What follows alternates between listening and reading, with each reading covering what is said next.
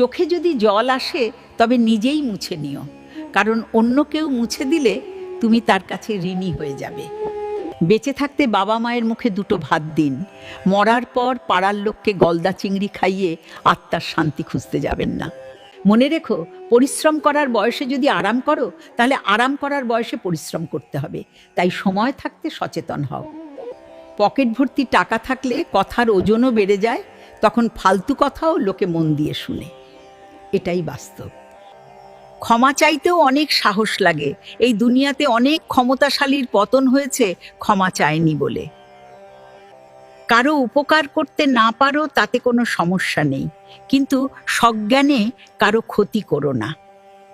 জীবনে ততটাই বড় হও যতটা বড় হলে কাউকে তোমার ছোট বলে মনে হবে না। যার টাকা আছে তার সময় নেই, আর যার সময় আছে তার টাকা নেই।